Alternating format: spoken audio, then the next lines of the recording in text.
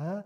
오늘은 특별한 또 날이기도 합니다. 물론 평소에 안 계셨던 손님이 있는 것도 특별하지만 또 오신 분들도 한국에서 오신 분들이 더 많아요. 할렐루야. 너무 그게 또 특별한 은혜가 됩니다. 우리 샘물교회만의 또 정말 말 그대로 특별한 은혜인 줄로 믿습니다. 지난 주일은 저희가 2주년 창립기념 감사 주일로 보냈습니다. 우리 사진 한번 볼게요. 우리 현지 우리 전도사님께서 이렇게 주시고 아이들도 한몫했습니다. 그래서 음식도 준비하고 교제하고 식사하고 또 했던 것들, 그리고 제가 최근에 가장 좋아하는 사진, 너무 감사합니다. 그래서 저희는 이렇게 따로 개척 멤버가 없어서 4명을 시작했는데 그래도 또 어찌됐든 또 지난주일은 이렇게 함께 예배를 드렸습니다. 이런저런 말씀을 드렸지만 그 교회를 저희가 이제 생일마다 반드시 기억할 내용을 저희가 이제 공유합니다. 그것은 뭐냐면 교회, 그러니까 여기 이렇게 현수막이도 되어 있는데 교회의 어떤 미션입니다. 미션, 존재 이유입니다. 그래서 우리 교회는 하나님의 샘물로 변화를 누리는 영적 쉼터로서의 존재하는 그런 교회. 다른 것은 몰라도 물론 다른 것도 다 기억해야 되지만 우리가 교회에서 이곳에서 섬길 때에는 하나님의 샘물로 변화를 누리는 영적 쉼터라는 이 존재 이유에 대해서 우리가 늘 기억할 수 있기를 바라는데요. 복습을 하고자 합니다. 지난주에 어떤 말씀을 드렸는지 물론 제가 너무 감사해요. 대부분 지난주 말씀을 기억을 못 하세요. 할렐루야. 또 해도 괜찮을 것 같고 그럴 때가 있는데 여러분, 하나님의 샘물은요, 요한복음 4장과 요한복음 7장의 내용처럼 예수님께서 허락하신 생명의 물, 영원히 목마르지 않게 하는 영생에 이르는 그런 생명의 물, 샘물, 그게 요한복음 7장에는 성령으로 묘사됩니다. 그래서 하나님의 샘물은 성령이고요, 또 성령의 역사는 성경을 벗어나지 않죠. 성경의 역사죠. 그래서 성령의 역사는 성경의 역사와 같죠. 그래서 하나님의 샘물은 곧 성령과 성경 말씀인데요, 이 샘물을 우리가 마셨을 때의 변화를 누립니다. 이때의 변화라는 것은 우리 샘물을 마시면서 이 겉사람이 아니라 우리의 이 속사람이 변하는 거죠. 영적으로 거듭나고 새롭게 되고 우리 속사람이 변화를 의미합니다. 여러분, 우리가 예수님을 인격적으로 만났다는 이야기를 하죠. 그것은 뭐냐면 이제 내 안에 내 생각, 그러니까 나라면 원래 이렇게 생각했는데 나라면 이렇게 행동했는데 라는 그거 하나가 있고요. 그리고 그건 원래 있지요. 그리고 우리가 샘물을 마셨을 때에 이제 하나님의 영, 하나님의 생각이 이제 들어옵니다. 그래서 내 생각은 이렇지만 하나님이 이런 마음을 주셨으니 내가 하나님의 생각을 선택합니다. 그리고 여전히 고민돼요. 어떤 일이 발생했어. 내 생각은 이러는데 하나님은 왠지 이걸 더 원하실 것 같대. 하나님은 왠지 이것을 더 원하실 것 같애라는 말이 많아질수록 우리는 성숙한 신앙인 거죠. 여러분, 그런 신앙 될 수 있기를 바랍니다. 그러한 변화, 그리고 누린다는 것은, 여러분, 누린다는 말이 생활 속에서 마음껏 즐기고 맛보다라는 사전적 의미를 가지고 있어요. 우리말 뜻이죠. 그래서 이 샘물을 통해서 우리의 변화가 생활 속에서, 그리고 성령과 성경의 역사를 우리가 우리의 어떤 삶의 터전에서 누리는 거죠. 그 변화를 누리는 거죠. 그리고 영적 쉼터로서의 교회, 하나님의 생물을 공급받는 곳이 바로 영적 쉼터고, 그리고 하나님의 생물로 변화를 누리는 여러분 한 사람 한 사람이 영적 쉼터가 되는 거예요. 모든 다른 사람에게, 여러분이 만나는 사람에게, 여러분이 속한 그곳에서 여러분이 영적 쉼터 역할을 감당할 수 있기를 바랍니다. 그런 의미로서 우리 교회가 존재하는 거죠. 그리고 또 이번 주에도요, 사실은 또 교회의 흔적을 찾아보는 시간을 또 가졌어요. 사실은 지난주도 지지난주도 계속 교회 생활을 준비하면서 사실 얼마 되지 않았지만 그래도 하나님 그 발걸음들을 묵상하면서, 그리고 사실 또 이번 주는 저희 교회가 또 제가 한 달에 한 번 정도 이렇게 선교 편지를 써서 후원해주신 분들에게 보내기도 하고, 그러면서 또 한 달에 있던 일정들을 저희 블로그에 올리기도 하는데, 그러면서 또 교회를 살폈어요. 그러면서 참 어떻게 교회가 이렇게 세워질 수 있을까라는 것들 정말 의뢰했습니다. 아는 분들은 알겠지만 예배 드릴 사람 아무도 없어, 그렇죠? 그런데도 교회를 시작하면서 이게 공동체가 될 수 있을까라는 것들, 또 실제로 근데 교회가 생각보다 또 작지는 않죠, 그죠? 할렐루야. 근데 이거를 다 저비량으로 또 해야 하고, 또 개척 멤버도 없었고 재정이 있는 것도 아니고 성도가 있는 것도 아니고 조직이 있는 것도 아니고 딱 하나만 있었습니다. 방금 말씀 나눴던 하나님의 샘물로 변화를 누리는 영적 쉼터. 이 미션 하나, 이 비전 하나, 이 존재 이유 하나 있었는데 하나님께서 또 교회를 만들어 가시는 그런 모습들. 사실 성경 안에는 어떻게 이런 일이 일어날 수 있을까라는 것들이 대부분 실려 있죠. 사람이라면 할 수 없어. 그러나 하나님은 하실 수 있고 하나님만이 하실 수 있고 그 일하심 그리고 그 되어짐들 그것을 받아들이고 믿는 것이 우리의 믿음인 줄로 믿습니다. 오늘 우리가 읽은 본문도요. 그렇습니다. 어떤 무리가 등장합니다. 근데 아무리 봐도 공동체로 보기에는 상당히 무리가 있어 보여요. 그런데 시간이 가면 갈수록 지금 당장의 모습은 공동체라 하기에는 부족하지만 그럼에도 실제로는 먼 훗날 그래도 어떤 역할을 감당한다는 거예요. 이제 그 공동체가 시작되는 장면이 오늘 본문인데요. 오늘 본문 1절 상반절에 보면 그러므로 다윗이 그곳을 떠나서 아둘람 굴로 도망했다 했어요. 오늘의 본문의 주인공은 우리가 잘 아는 다윗이죠. 다윗은 이스라엘의 전성기를 이끈 왕, 가장 이스라엘 사랑하는 왕입니다.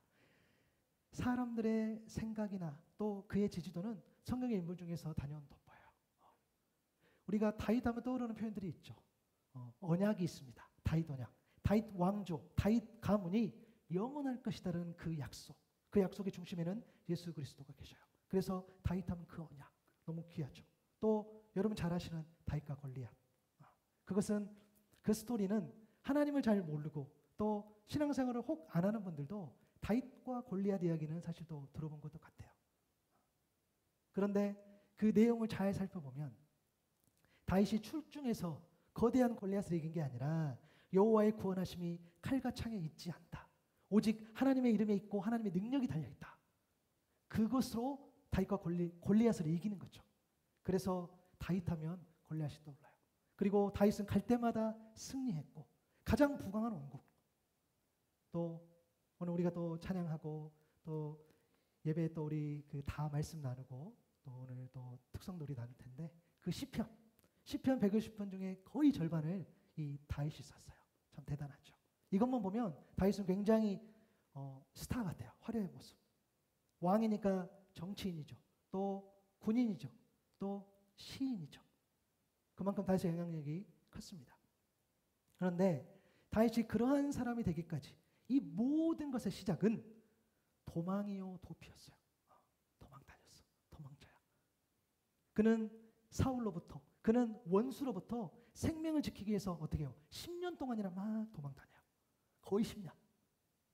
오늘 우리가 읽은 본문이 사무엘상 22장인데 그 직전 그러니까 사무엘상 19장에 보면 라마노엣이라는 곳에 갔어요. 거기 사무엘을 만나요. 근데 거기서도 도망가요.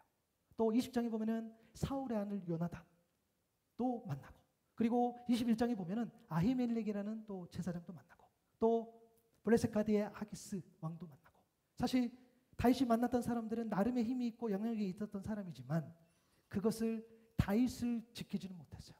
또 도망가고 또 도망가고 그래서 결국 도망간 곳이 오늘 성경에 기록된 것처럼 아둘람 굴까지 온 거예요. 아둘람은 베들레헴 남서쪽 약 20km 지점 있는 아래쪽으로 성읍 은신처 피난처라는 그 뜻을 가지고 있어요. 여러분 굴은요 우리 동굴 가봤잖아요. 습합니다. 또 곰팡이 벌레 잘 번식하죠. 그리고 어두워요.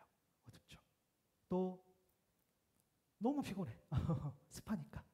그리고 그러기 때문에 몸도 마음도 다 힘든 것이 바로 굴이죠. 결정적으로 다윗이 힘들 수밖에 없는 이유가 뭐냐면 그가 원해서 굴로 들어간 게 아니라는 거예요. 어쩌면 떠밀려서 어쩔 수 없이 아무도 믿을 수 없어요. 동청할 것도 없고 청할 사람도 없었던 뭐 갈 데가 없는 거죠. 사울을 배신한 적이 없는 다윗이지만 왕을 배신한 적이 없는 다윗이지만 그는 그 왕 때문에 역적이 되고 배신자가 되는 그 상황. 여러분 우리가 가만히 생각해 보면 우리의 삶이 이럴 때가 있죠. 고난이고 아픔이고 역경이고 그리고 우리가 말은 않지만 또 억울한 일도 생기죠. 그럴 때 굴과 같은 그런 곳에 숨을 수밖에 없는 그런 상황들. 여러분 어떤 게 제일 힘드세요? 사실 물어보면 대부분 다 돈으로 가긴 하더라고요. 아, 하나님 좀 필요한 만큼 좀 주시지. 왜 이렇게 시험에 들게 잘 안 주시기도 하고. 어떤 재정의 문제 혹은 관계의 문제. 아이고, 하나님 좀 잘 지내게 해주시지.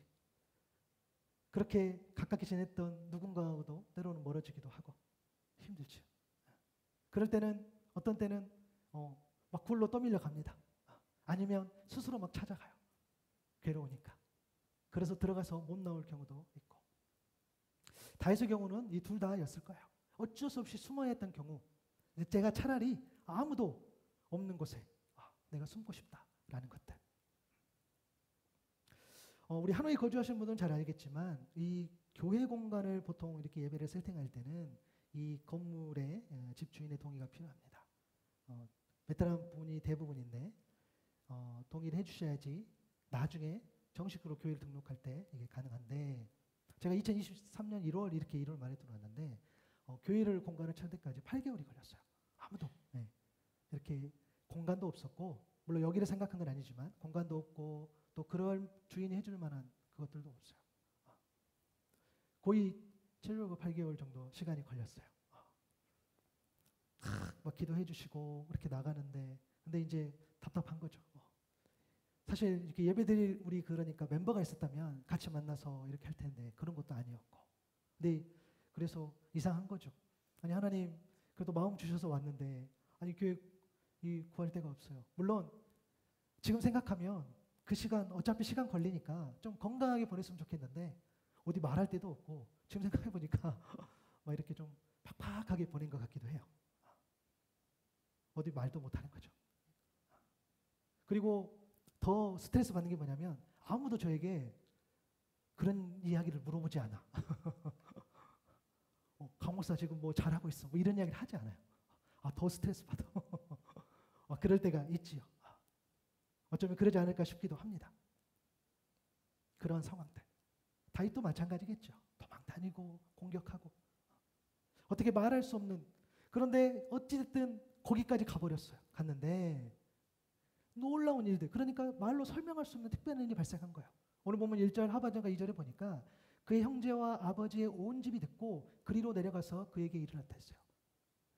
2절에 보니까 우리 같이 읽어볼까요? 2절은 시작. 환난당한 모든 자와 빚진 모든 자와 마음이 원통한 자가 다 그에게로 모였고 그는 그들의 우두머리가 되었는데 그와 함께한 자가 400명 가량이었더라. 아멘. 여러분 놀랍지 않으세요? 예, 저만 놀랐습니다. 너무 놀랍지 않아요? 다윗은 도망자. 여러분 요즘 언어로 표현하면 다윗은 지명수배자예요. 지명수배자. 심지어 공개수사하고 있어요. 왕이 다 죽인다고. 제보해. 그러니까 지금 사울이 하는 일이 그거예요. 제보 봐서 찾으러 가면 없고, 제보 받아서 찾으러 가면 없고, 뭐 그런 분위기들. 그렇죠? 그러면 사울은 사울대로 스트레스 받는 거예요. 내가 저놈을 죽여야 되겠는데 사람들이 숨기는 것 같기도 하고, 다윗은 계속 도망다니고 여전히 힘들고 사울은 뒤쫓아오고, 심지어 다윗을 향해서 언론 플레이를 하는 거죠. 다윗은 배신자라고. 그런데 그러한 다윗의 주변에 사람들이 모이기 시작한 거예요. 우두머리, 그러니까 리더가 됐다는 표현이 오늘 성경에 나와 있어요. 가족들은 그럴 수 있다고 생각해요. 가족이어서라기보다는, 가족들도 막 좋아서 갔다라기보다는 이제 다윗 때문에 힘든 거죠. 찾아가는 거예요. 다윗 때문에 뭐 할 수 있는 것도 아니야. 집안이 이제 뭐 위기인 거죠. 그리고 오늘 본문 보니까 환난 당한 모든 자. 이 환난이 정확하게 어떤 환난인지 몰라요. 그런데 보통 어떤 뭐 정신적으로 혹은 사회적으로 혹은 경제적으로 그런 압박, 압제를 받는 사람들로 보여요. 사울에게 직접적인 환난을 당했거나 아니면 다윗에게 연관되어 있기 때문에, 다윗 때문에, 혹은 그런 거랑 상관없이 세상에 대한 불신 때문에 어떤 뭐 돌파구로 찾아야 되겠다라고 해서 찾아간 곳이 거기까지 간 거죠. 그리고 빚진 모든 자, 실제로 빚을 진 자, 빚을 갚지 못해서 노예가 되었거나 뭐 도주했던 사람들, 또 정말 사울의 악함 때문에 재산을 잃었다거나 뭐 그런 것을 우리가 상상할 수 있겠죠. 그리고 마음이 원통한 자, 억울하고 심한 슬픔이 있고 상처가 있는. 여러분 당시에는 수를 셀 때 보통 성인 남자만 계수를 해요. 그러니까 400명이라고 했다면 여성 어린아이 했으면 사실은 훨씬 많았겠죠. 우리가 출애굽할 때도 우리가 60만 이야기하지만 200만까지도 보는 거야. 왜냐? 아이하고 또 여성들은 세지 않았기 때문에 그런 거죠. 장정들만 보통 세잖아요. 400명 때 뭐였을까요? 그리고 또 상황을 좀 보세요, 여러분. 400명이 어느 날 갑자기 쑥 오진 않았을까요? 막 이제 오는 거죠. 몇 명 왔다가 때로는 많이 오기도 하고 적게도 오기도 하고 이런 일들이 아마 반복이 됐을 것 같기도 보여요. 사실 다윗은 단순한 도망자가 아니죠. 가장 강력한 권력, 힘이 있는 왕 눈밖에 난 사람. 그 공격을 피해서 왔지만 왕의 편에 쓴 역적. 또 도망가고 또 도망가야 되고 어쩌면 오늘 저녁에 죽을지도 모르는 또 내일 당장 죽어도 전혀 이상하지 않는 그런 처지에 놓인 사람이 다윗인데 다윗은 의도하지 않았지만 사람들이 모이기 시작한 거예요. 그러면 우리는 이런 질문을 할 수 있겠죠. 첫 번째 질문은 뭐냐면 다윗의 마음이 어땠을까요? 여러분 오늘 본문 그 2절 방금 환난당한 자, 빚진 모든 자, 마음이 원통한 자로 표현됐지만 이건 되게 조금 뭐랄까 그래도 정제된 표현인 것 같아요. 그 메시지 성경에 보면은 인생의 낙오자들이라는 표현을 써요. 또 온갖 실패한 사람, 불황자, 부적응자들이라는 표현을 써요. 사실은 그냥 저 인생 밑바닥까지 간 그런 사람들. 다윗이 어떻게 생각했어요? 여러분들은 어떻게 했어요? 하나님 제 악관도 못하는데 이런 사람들이 웬 말입니까? 여러분 그렇잖아요. 누군가를 위해서 기도해주고 누군가가 멀리 갈 때 여러분 어떻게 기도하시죠? 훌륭한 사람, 능력 있는 사람, 또 그 당사자에게 좋은 것을 줄 수 있는 사람, 힘이 될 수 있는 사람을 붙여주십시오라고 우리 기도하잖아요. 지금 다윗은 어떻습니까? 다윗의 인상은 지금 엉망진창 돼버렸는데 더 어렵게 보이는 사람들이 자기를 찾아온 거예요. 그의 마음은 어땠을까? 더 비참했고 더 슬펐고 더 아팠고 더 참담했고 더 혼란이었을 겁니다. 시편 142편에 보면 다윗의 마음을 좀 짐작할 수 있는 시가 있어요. 이 표절을 보면 다윗이 굴에 있을 때에 지은 마스길, 곧 지도라는 표현. 마스길은 분명한 의미를 우리가 잘 알 수 없지만 뭐 교훈적인 시라든가 혹은 지혜의 시라든가 라는 표현을 쓸 때 저 표현을 쓰는데요. 1절부터 4절을 보면 나는 소리를 높여서 주님께 부르짖는다. 나는 소리를 높여서 주님께 예언한다. 억울함을 주님께 털어놓고 고통을 주님께 아랜다. 내 영혼이 연약할 때에 주님은 내 길을 아십니다. 사람들이 나를 잡으려고 내가 가는 길에 덫을 놓았습니다. 아무리 둘러보아도 나를 도울 사람이 없고 내가 피할 곳이 없고 나를 지켜줄 사람이 없습니다. 속상하죠. 억울하죠.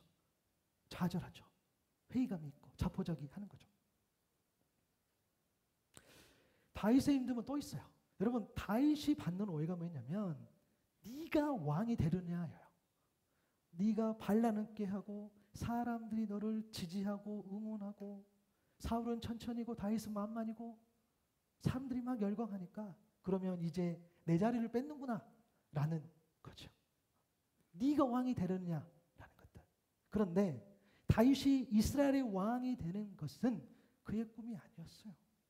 그의 꿈이 아니었어요. 하나님의 계획이었어요.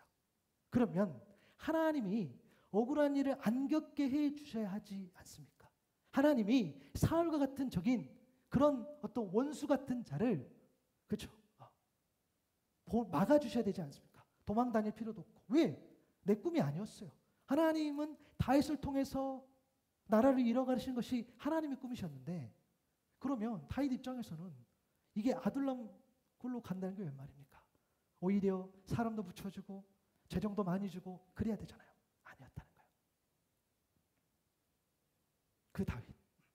그런데 오늘 성경 보니까요. 다윗이 그러면 왔어. 행색이 얼마나 초라했겠어요. 그렇죠? 분위기 안 좋아. 굴이야, 습해, 피곤해. 그런 상황인데 다윗은 이들을 돌려보냈다는 말이 없어요. 물론 이들을 즐겁고 기쁘게 감사하게 맞이했다는 말도 없지만 돌려보지는 않았어요. 이런저런 갈등도 있었겠죠. 결국 같이 했음이 분명해요. 어찌 됐든 같이 한 겁니다. 다윗은 그들을 돌려보낼 수가 없었어요. 내 처지가 아무리 힘들고 내 처지가 너무너무 힘들어도 너무 행색이 초라해도 또 한편으로는 그들을 돌려보낼 수가 없어. 왜? 갈 곳이 없는 사람들이었기 때문에. 세상 사람은 다 몰라도 다윗은 알았어요. 아이고, 오죽했으면 여기까지 왔을까. 물론 다윗도 그들 향해서 부정적인 시선이 있었겠죠. 없진 않았을 겁니다. 이런 모양, 이런 뭐 조면 죄도 많이 짓고 그랬을 거예요. 그런데 그의 마음은 한편으로는 또 달랐죠. 이런 마음이었을 것 같아요. 더 긍휼하고 더 체휼이었습니다. 여러분, 긍휼은 불쌍히 여기는 마음이고요. 체휼은 처지를 이해하여 가볍게 여기는 마음. 그 다윗은 그들의 마음을 공감해 준 거죠. 내가 너무 싫지만, 나도 너무 힘들지만, 아이고 힘들지, 알아, 내가 알지. 자꾸 누군가 그럴 수 있겠죠. 와서 내가 여기 왜 왔냐면요, 설명하지 마, 다 알아. 이렇게 상황들을 이어가는 거죠. 그러면 다윗의 이런 마음은요, 두 번째 질문과 연결되는데, 그러면 다윗의 마음은 어땠을까라는 그 질문, 두 가지 마음이 있었겠죠. 그리고 또 하나의 질문은 뭐냐면, 그러면 다윗은 어떠한 사람이었길래 그렇게 주위의 사람들이 모였을까라는 질문이에요. 여러분, 시편 5편 57편에도 보면, 여기 보면은 인도자를 따라서 알다스잇에 맞춘 노래. 이 표현은 멸망시키지 마소서라는 그 표현이 알다스잇이라는 표현인데, 다윗이 사울을 피하여 굴에 있던 때에, 방금 우리가 묵상했던 142편도 그리고 이 57편도 이 굴을 그렇게 추정을 합니다. 확실한 건 아니고요. 대부분 이 굴이 아둘람 굴이지 않았을까라고 학자들은 이야기해요. 그가 외쳤던 그 시편 50편 6절부터 11절에 보면, 그들은 내 생명을 겨냥해서 내 발 앞에 그물을 치고 내 앞에 함정을 파 놓았지만 오히려 그들이 그 함정에 빠져들고 말았습니다. 하나님, 내 마음은 흔들림이 없습니다. 진실로 내 마음은 확고합니다. 내가 가락에 맞춰서 노래를 부르겠습니다. 내 영혼아 깨어나라, 검은 고야 수금아 깨어나라. 내가 새벽을 깨우란다. 주님, 내가 만민 가운데서 주님께 감사를 드리며 문나라 가운데서 노래를 불러 주님을 찬양하렵니다. 주의 한결같은 사랑 너무 높아서 하늘에 이르고 주의 미쁘심 그 구름에까지 닿습니다. 하나님, 하늘 높이 높임을 받으시고 주의 영광이 온 땅 위에서 높임을 받으십시오. 아멘. 아멘. 다윗은 자신의 억울함을 그 굴 속에서 사람이 아니라 하나님께 소리내어 간구하며 그 분홍과 그 분함, 그 원통함을 토로했다는 거예요. 그러나 거기서 멈추지 않고 자기에 모여든 그런 상하고 부서진 그 사람들 더 긍휼로 바라보고 더 불쌍히 바라보고 더 안타까워했던, 그러면서 그들을 품고 하나님께 기도했던 거죠. 하나님, 내 마음은 어떠한 상황 속에도 흔들림 없이 당신을 향해 내가 갑니다. 감사합니다. 찬양합니다. 사랑합니다. 그렇게 찬송하고 기도했다는 거예요. 그런 사람. 다윗은 억울한 상황이었지만 그 억울함을요, 사울, 그러니까 나를 공격한 그 원수에게만 단정짓지 않았어요. 물론 누군가 나를 괴롭히면 힘들죠. 그런데 그 모든 고난, 그 모든 시련, 하나님의 더 큰 계획이 있을 것이다. 목적이 있을 것이다. 그러한 전제가 늘 있었어요. 내가 잘 모르지만, 내가 지금은 잘 모르지만, 또 내가 지금은 못 보고 있지만, 하나님께서 다른 뜻이 있을 것이다 라는 그 믿음. 또한 그는 어떤 주어진 현실, 그것을요, 그 현실과 어떤 그 펼쳐지는 그런 어떤 무리들의 어떤 그런 감정들, 그것들을 공감하지만 감정에 치우쳐서 한 것이 아니라 균형 잡힌 그런 말, 그런 행동들, 그런 생각을 했던 사람이 다윗이에요. 여러분, 환난당한 자, 빚진 자, 마음이 원통한 자 모였어요. 그 공동체는 사형 공동체. 그렇죠? 여러분 더 잘 아시잖아요. 내가 힘들었어, 내 얘기 좀 들어줘. 한 5분 10분 들으면 이제 같이 힘듭니다. 그렇잖아요. 한 10명이서 만약에 내가 내 인생이 이렇고 이렇게 하면요, 그냥 한 몇 날 며칠 이제 힘들어요. 그렇잖아요. 사람이 너무 힘든 이야기만 들으면 같이 힘들어지는 거. 그렇죠? 그 사람들 여러분 한번 상상해 봅시다. 그 어두운 데서 자신들의 억울함 이야기하고, 그래요. 자, 400명이라고 가정합시다. 1번부터 400까지. 여러분, 그러면 400까지 사연이 있는 거잖아요. 나는 이래서 힘들고, 나는 이래서 억울하고, 나는 이래서 억울하고, 시간 가는 줄 모르고 나 힘들다, 어렵다 이런 이야기 하는 거예요. 정말 억울한 그 상황. 자신의 욕심과 신념을 억울함으로 포장하는 사람도 있을 것이고, 자기가 잘못해서도 다른 사람한테 뒤집어 씌우면서 너 때문에 내가 힘들다라는 말하는 사람도 있을 것이고, 그냥 다 포기하고 힘들다 하는 사람도 있을 것이고. 그런데 다윗은 그러한 상황 속에서 어떤 모습을 보였을까라는 것들. 그런데 여러분, 다윗의 인생을 보고 그의 모든 것을 살펴보면은 다윗은 그랬던 사람이 아니었음을 알 수 있어요. 자, 이부 묵상하면서 하나님 주신 말씀이 있어요. 로마서 12장 12절 말씀. 우리 한번 읽어보겠습니다. 로마서 12장 12절 말씀. 시작. 소망 중에 즐거워하며 환난 중에 참으며 기도에 항상 힘쓰며. 아멘. 다윗이 너무 이랬을 것 같아요. 여러분, 아무도 소망을 가질 수 없지만 다윗은 하나님께 소망을 뒀다는 거예요. 아멘. 그 어떠한 상황, 그러니까 아무 소망 둘 수 없어. 그런데 그는 사람에게 영향을 주는 특유의 즐거움이 있었어요. 왜? 소망이 있으니까. 왜? 삶의 이유가 분명하니까. 왜? 그 삶의 이유는 하나님의 뜻을 순종하니까. 내가 지금은 잘 모르지만, 내가 지금 고난을 겪지만 나의 이 고난과 아픔은 나를 향한 놀라우신 그 계획 일부이기 때문에 그는 즐거워했어요. 왜? 소망이 있어서. 그렇죠? 그리고 환난 중에 참아내는 거예요. 여러분, 얼마나 참겠습니까? 얼마나 자기를 공격하는 사울을 죽이고 싶었겠습니까? 그는 마지막까지 사울을 하나님이 세우신 사람이라고 공격하지 않았어요. 참아내는 거죠. 그리고 그는 기도했어요. 기도했다는 것은 찬양했다는 거. 여러분, 시편 27편 1절 3절을 보면 우리 한번 같이 읽어볼게요. 시작. 여호와는 나의 빛이요 나의 구원이시니 내가 누구를 두려워하리요. 여호와는 내 생명의 능력이시니 내가 누구를 무서워하리요. 악인들이 내 살을 먹으려고 내게로 왔으나 나의 대적들 나의 원수들인 그들은 실족하여 넘어졌도다. 군대가 나를 대적하여 진칠지라도 내 마음이 두렵지 아니하며 전쟁이 일어나 나를 치려 할지라도 나는 여전히 태연하리로다. 아멘. 여러분, 다윗은요, 그 어둠 속에서, 그 지륵 같은 어둠 속에서, 그 칙칙한 어둠 속에서, 그 보이지 않는 어둠 속에서 한 줄기 빛을 보는 거예요. 아멘. 그 빛은요, 정말로 갑자기 빛이 들어와서 아니요, 여전히 어두워요.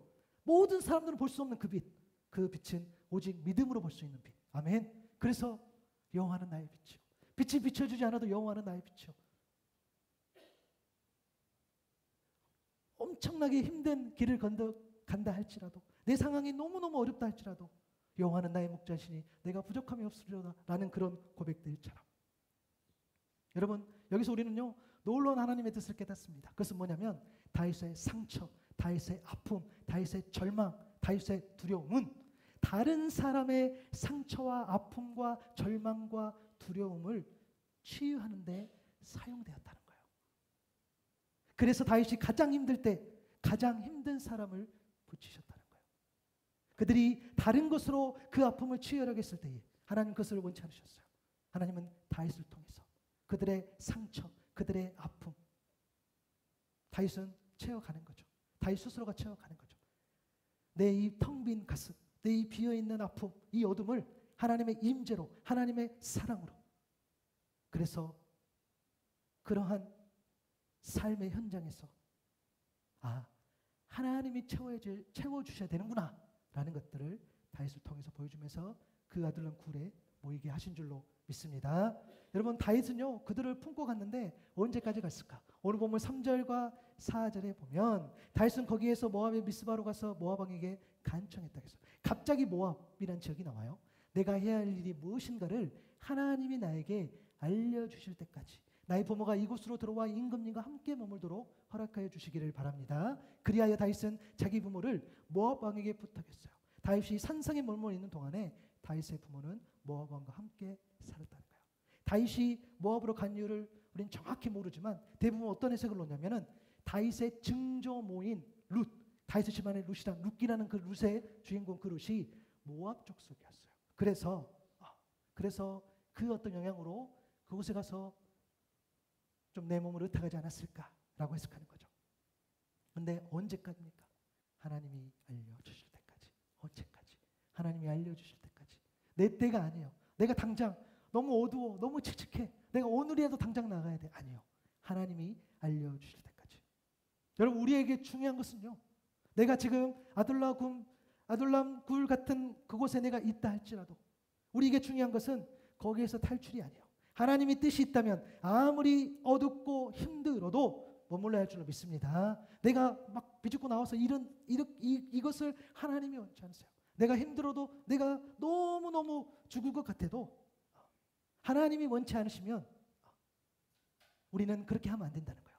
굴 속이냐 굴 밖이냐 아니면 광야냐 평원이냐가 문제가 아니라 우리가 얼마나 하나님 앞에 그 부르심에 순종하느냐, 우리가 얼마나 하나님의 그 뜻을 쫓아가느냐, 언제까지 하나님이 알려주실 때까지 기다리냐 못 기다리냐, 그것이 우리에게 더 중요한 본질인 줄 믿습니다. 여러분, 우리가 우리 마음대로 우리 뜻을 정하지 말자고요. 만약 다윗에게 이러한 고난과 경험이 없었다면 이들을 이해할 수 없었겠죠. 또 다윗에게 몰려들지도 않았을 겁니다. 이루 말할 수 없는 그런 고난, 그런 겪은 다윗이기에 정말 아픈 자들, 정말 치유와 하나님을 향한 그런 자유함들이 필요한 자들이 모였던 거죠.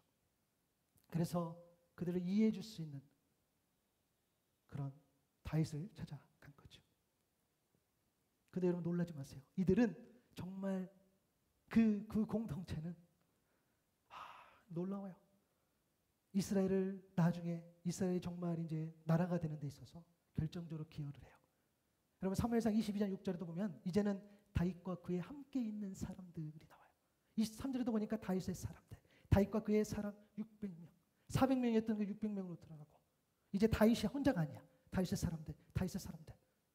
그 소개됐던 환난 중에 있고 마음이 상하고 아픈 그들, 그런데 하나님 그들을 쓰신다는 거예요.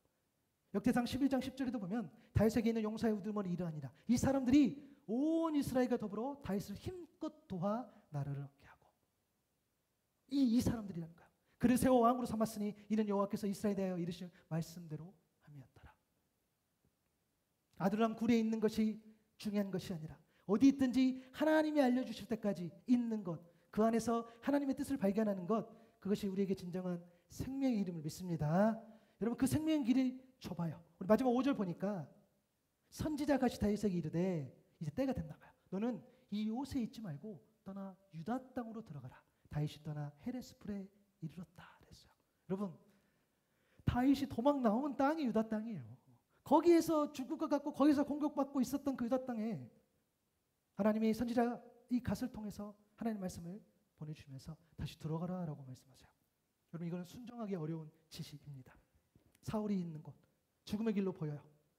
심지어 이 메시지는요, 하나님의 사람, 그러니까 우리가 너무나도 잘 아는, 너무나도 영향력 있는 어떤 하나님의 선지자 사무엘을 통해서 주신 메시지도 아니에요. 그래서 이 상황 때에 선지자 갓은 아무도 몰라. 그냥 무명인 거죠. 나중에 이 갓 선지자가 다윗에게 굉장히 가까이에서 쓰임받는 사람이 되긴 합니다. 그러나 지금은 아니에요. 하지만 다윗은 그가 하나님의 선지자인 것을 인정하고 그의 지시에 겸손히 순종하는 거예요.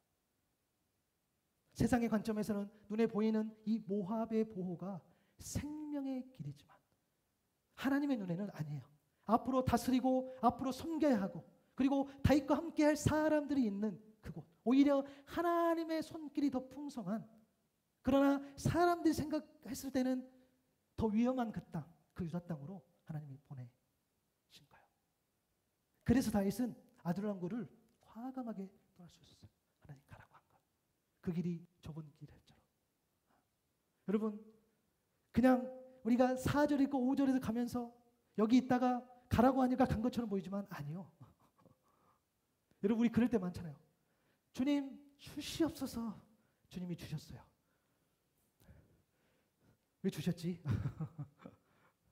하나님, 정말 내가 하나님 앞에 이것만 들어주시면 순종하겠습니다. 하나님, 제가 더 하나님 앞에 쓰임 받겠습니다. 더 나아가겠습니다.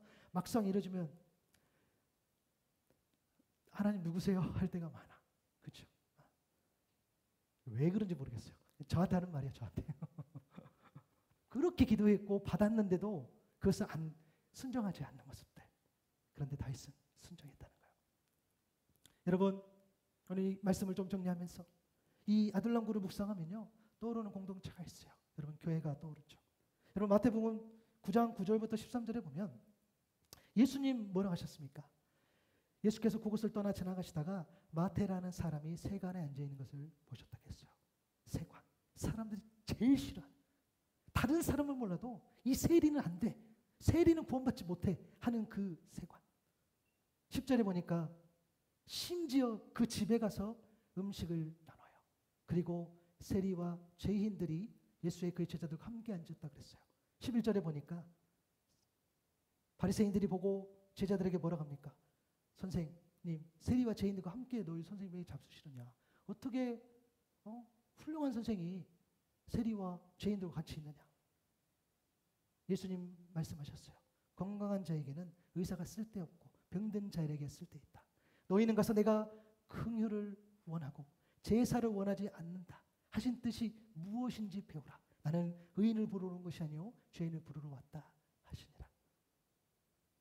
그러므로 오늘 말씀을 나눈 우리가 또 오늘 어찌됐든 내가 나온 것 같지만 주님의 손길에 이끌려서 오늘 예배하신 여러분들, 제가 주님의 이름으로 부탁을 드려요. 여러분이 아둘람 굴의 다윗이 되어 주십시오. 여러분이 다윗이 되어 주세요.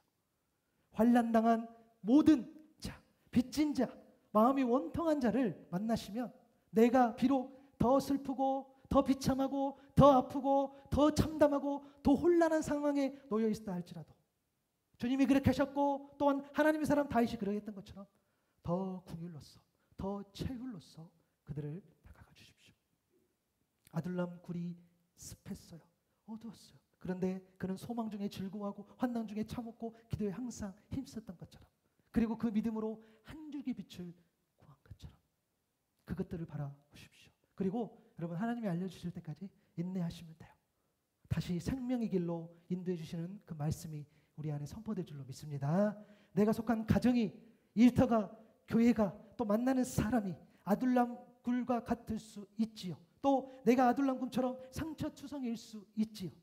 그러나 분명히 기억하셨으면 좋겠어요. 하나님은요 골리앗을 무너뜨린, 골리앗을 이긴 다윗을 그 즉시 왕으로 세우신 게 아니라 비난처로 도망가고 그래서 하나님의 그 어느 도움도 받을 수 없었던 그 다윗의 가난한 마음, 그 마음을 들어서 왕으로 세우신 줄로 믿습니다.